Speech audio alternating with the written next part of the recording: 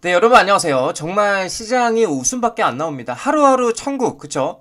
이 천국과 그리고 지옥, 이 지옥을 왔다 갔다 하는 변동성을 보여주고 있는데, 정말 다행히도 이스라엘과 이란이 휴전 합의에 도달했다라는 트럼프의 발표에 세계 모든 증시가 다시 반등을 하였고, 비트코인 또한 10만 5천 달러 선까지 빠르게 회복하는 모습을 보여줬고요. 또한 최근에 이제 이 리플은 미국 연준 결제 시스템의 채택이라는 소식들이 들리고 있고요.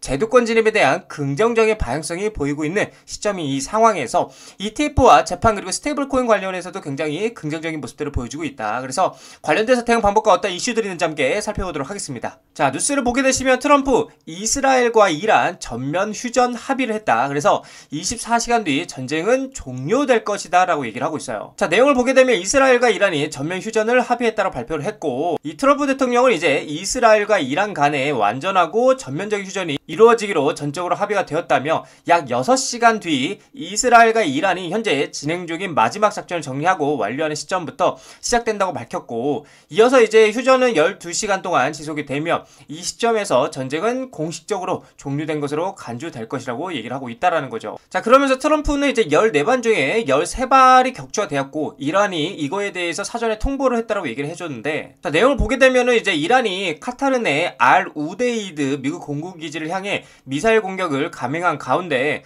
도널드 트럼프 미 대통령이 이날 자신의 트루스 소셜에서 이란이 우리가 기대한 것과 같이 아주 약하게 반응을 했다라면서 발사된 미사일이 14발 중에 13발을 격추했고요. 나머지 한 발은 위협이 되지 않아 그대로 놔뒀다라고 얘기를 하고 있어요. 그래서 이란이 조기에 알려준 덕분에 아무런 사상자가 없었고, 이란이 대미보복 공격을 할 경우 더 큰 무력으로 대응할 것이라 했지만 확전 자체에 가까운 메시지를 낸 것이라고 지금 해석을 하고 있다라는 거죠. 그렇다 보니까 빠르게 비트코인은 이란과 이스라엘 휴전에 10만 5천 달러 선을 회복하는 모습을 보여줬는데, 제가 여러분들에게 앞전에 이 전쟁에 대해서 말씀을 드렸었는데, 세력들, 그쵸?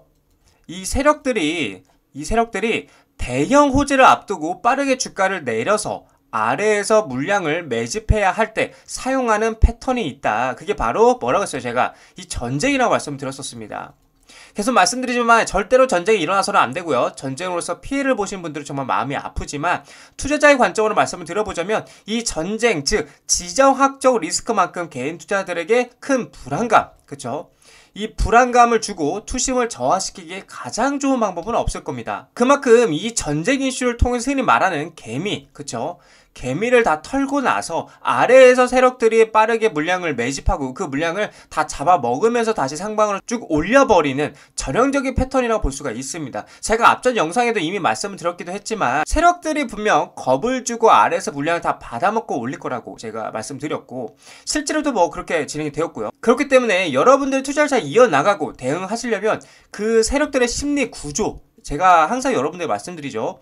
이 구조를 이해를 해야 된다. 그래야 변동성이 흔들리지 않고요. 신법을 유지하면서 투자를 이어갈 수 있다라고 제가 계속 말씀을 드리고 있어요. 자, 그리고 중요한 게 뭐냐. 비트코인 중동 리스크에도 변동성이 굉장히 낮았다라고 얘기를 하고 있고요. 미 주식보다도 안정적이다라고 얘기를 하고 있어요. 이거 굉장히 중요한 포인트죠. 자, 내용을 보게 되면 중동 지역의 지정학적 리스크에서 비트코인의 변동성은 미국 주요 주식보다 더 안정적인 흐름을 보이고 있다고 얘기를 하고 있고요. 자, 그러면서 이번에 비트코인 변동성은 비교적 낮은 수준을 유지했고요. 이는 대부분의 거래와 투자자가 당황하지 않았으며 비트코인이 자산 종류로서 성숙해지고 있음을 시사한다라고 얘기를 하고 있어요. 성숙해지고, 지금 굉장히 말이 많이 나오고 있어요. 제도권 얘기 나오고 있고, 제도권으로서 이제 자산으로 인정한다고 얘기를 하고 있고, 또 자산으로서 성숙해지고 있다라고도 얘기를 하고 있어요. 굉장히 긍정적인 얘기들이 굉장히 많이 나오고 있죠. 자, 그래서 전쟁 속 비트코인 불확실성 속에서 부상하는 디지털 금이 됐다라고 좀 얘기를 하고 있어요. 자, 내용을 보게 되면 러시아와 우크라이나 전쟁과 그리고 이란 이스라엘 간 군사적 긴장 고조에서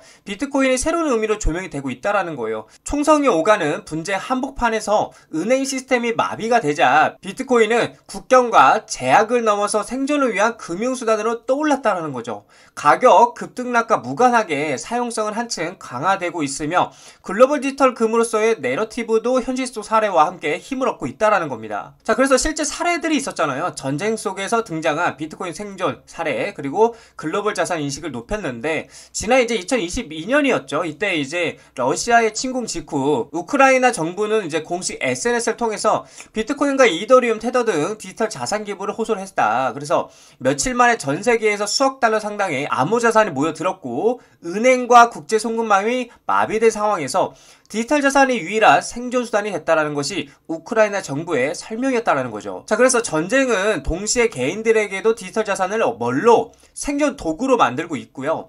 전쟁 발발 후 우크라이나 정부가 자본 유출을 막기 위해서 해외 송금을 제한하면서 난민들은 해외에서 은행 계좌 개설조차 어려운 상황으로 직면했었다라는 거죠. 이때 현지 화폐나 계좌 접근이 막힌 많은 이들이 비트코인과 같은 디지털 자산에 눈을 돌렸다라는 겁니다. 자, 왜냐면 지갑 하나만 있으면은 이제 국경간을 넘어서 자산을 옮길 수 있는 점에서 디지털 자산은 전쟁 난민들에게는 생명석 역할을 한 것이고, 실제로 UN 세계 식량 계획은 요르단 난민 캠프에서 홍채 인식과 블록체인을 활용한 식량 배급 시스템을 운영해서 은행 계좌 없이도 난민들의 본인 인증과 지원금을 받을 수 있는 길이 열렸고, 높은 수수료와 신원 노출 위험을 줄이고 투명성을 확보한 이 시스템은 분쟁 지역 구호에 블록체인 기술이 기여한 혁신적인 사례로 평가가 된다라는 거죠. 자, 그래서 현재 긴장감이 고조해 지금 비트코인 수요가 증가를 오히려 하고 있고, 군사적 긴장에도 비트코인 가격은 어떻게 안정이 돼가고 있다. 최근에 이제 중동에서 이스라엘, 이란 간 군사적 충돌이 벌어지자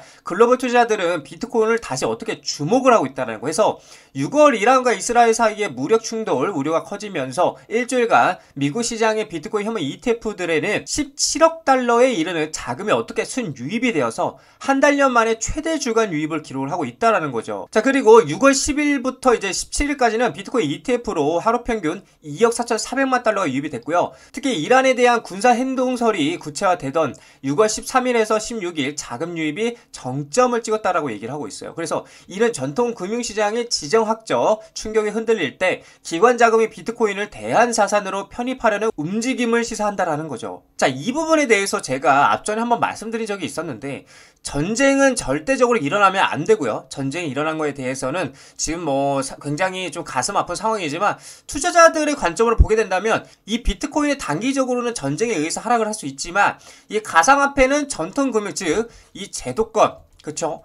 이 제도권의 시장이 아니기 때문에 결국에는 반사이익으로 인해서 오히려 안전자산으로 편입이 되었던 사례들이 많았다라는 거예요. 그래서 지금 이 지정학 리스크의 상황이 가상화폐 시장에게는 오히려 긍정적일 수 있다라는 걸 말씀을 드리는 겁니다. 그래서 우리는 지금 겁낼 필요가 없고요. 겁낼 필요가 전혀 없고, 오히려 떨어질 때마다 감사합니다 하면서 사 모아야 할 때다. 지금은 매수를 해야 할 시기이다 라고 좀 여러분들에게 말씀을 드리고 싶습니다.